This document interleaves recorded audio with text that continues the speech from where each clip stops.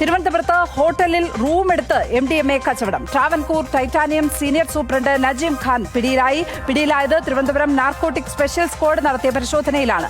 4 gram MDMAയും പിടിച്ചെടുത്തു. Election special ഡ്രൈവിന്റെ ഭാഗമായിരുന്നു പരിശോധന. അഞ്ജു ജയപ്രകാശാണ് വിവരങ്ങളുമായി ചേരുന്നത്. അഞ്ജു, ആരൊക്കെയാണ് ഇപ്പോൾ മയക്കുമരുന്ന് കേസിൽ പിടിയിലായിരിക്കുന്നത്? എന്തൊക്കെയാണ് ഈ പരിശോധനയുമായി ബന്ധപ്പെട്ട വിവരങ്ങൾ?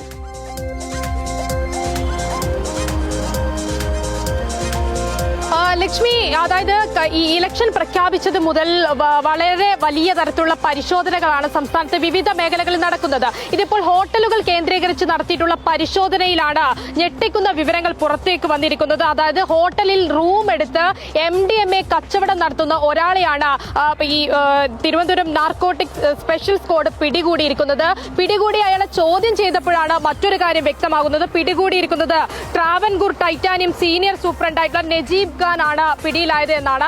സമൂഹത്തിലെ വിവിധ മേഖലയിലുള്ള പ്രമുഖർ MDMAക്കായി ഇയാളെ സമീപിക്കുന്നുണ്ടെന്നും ഈ ഹോട്ടലിൽ മുറിയെടുത്തുകൊണ്ട് ഇയാൾ അവിടെ വെച്ച് MDMA കച്ചവടം നടത്തുന്നുണ്ട് എന്ന് ആണ് ഇപ്പോൾ സ്പെഷ്യൽ സ്ക്വാഡ് കണ്ടെത്തിയിട്ടുള്ളത്. അതിനായി ഇയാൾ പ്രത്യേകം ഒരു മൊബൈൽ ആപ്പ് ഉണ്ടാക്കിയിട്ടുണ്ട്. അതുവഴിയാണ് ആളുകളെ കണ്ടെത്തുന്നത്. അങ്ങനെ കണ്ടെത്തിയ ആളുകളിലേക്ക് MDMA എത്തിക്കുകയാണ് ചെയ്യുന്നത്.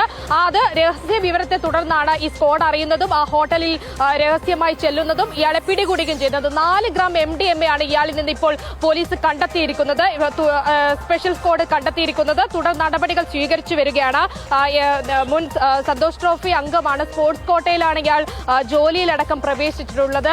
ഈ വ്യക്തിയെ ചോദ്യം ചെയ്തതിൽ നിന്ന് പ്രമുഖരിലേക്ക് എത്താൻ സാധിക്കുമെന്നാണ് ഇപ്പോൾ special squad, Thiruvananthapuram narcotic special squad പറയുന്നത്.